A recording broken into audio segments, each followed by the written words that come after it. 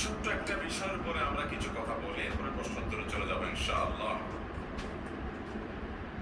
আল্লাহর কাছে একজন ঈমানদারের দুনিয়াতে সবচেয়ে বড় চাওয়া হলো সুখে শান্তিতে দুনিয়ার জীবনটা পার করতে পারা। আর আখিরাতে আল্লাহর কাছে সবচেয়ে আল্লাহ তাআলা যেন আমাদের গুনাহগুলো মাফ করে আমাদেরকে পরিচ্ছন্ন করে দেন, মুক্ত করে দেন, আমরা যেন আখিরাতে নাজাত পেয়ে যাই, আল্লাহ যেন আমাদের মাফ করে জান্নাত দিয়ে দেন। এটা হলো আখিরাতে একজন ঈমানদারের সবচেয়ে বড় চাওয়া। দুনিয়াতে ঈমানদারের সবচেয়ে বড় মুসিবতের বিষয় যেটা তার আখিরাতকে ধ্বংস করতে পারে তা হলো তার পাপাচার, অপরাধগুলো, গুনাহগুলো। আমরা যে আল্লাহর নাফরমানি করি, আমরা যে আল্লাহর অবাধ্য হই, আল্লাহর নির্দেশগুলোকে লঙ্ঘন করি, আল্লাহর নিষেধাজ্ঞাগুলোকে অমান্য করি, এটার কারণে আমাদের আমলনামায় যে গুনাহ জমা হচ্ছে, আখিরাতে আমাদের সেই গুনাহগুলো হবে আমাদের সবচেয়ে বড় বিপদের কারণ। আল্লাহ রাব্বুল আলামিন আমাদের সবাইকে জীবদ্দশাতেই প্রতিটা পাপ, প্রতিটা অপরাধ, প্রতিটা গুনাহ এটা আল্লাহর কাছ থেকে মাপ পাইয়ে আল্লাহর কাছ থেকে এগুলোকে ক্ষমা করার পর তারপর দুনিয়া থেকে যাওয়ার তৌফিক দান করুন।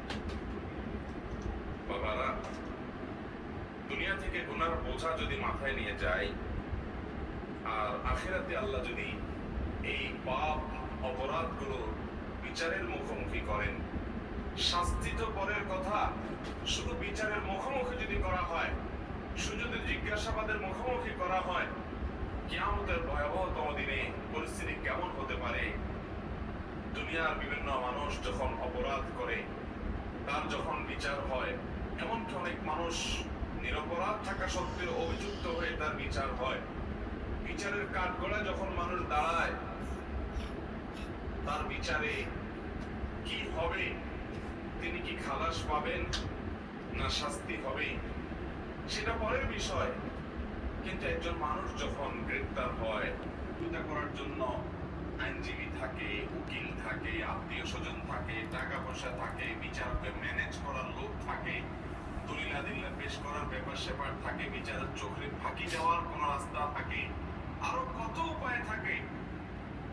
এরপরও মামলা মোকদ্দমার কাছে পড়ে যায়, মুখোমুখি হয়, তাহলে তার পেরেশানির কোনো শেষ থাকে?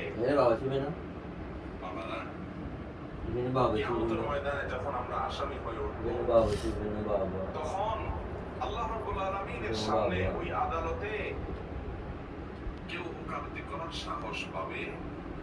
কোনো ওকালতি চলবে না ভাই।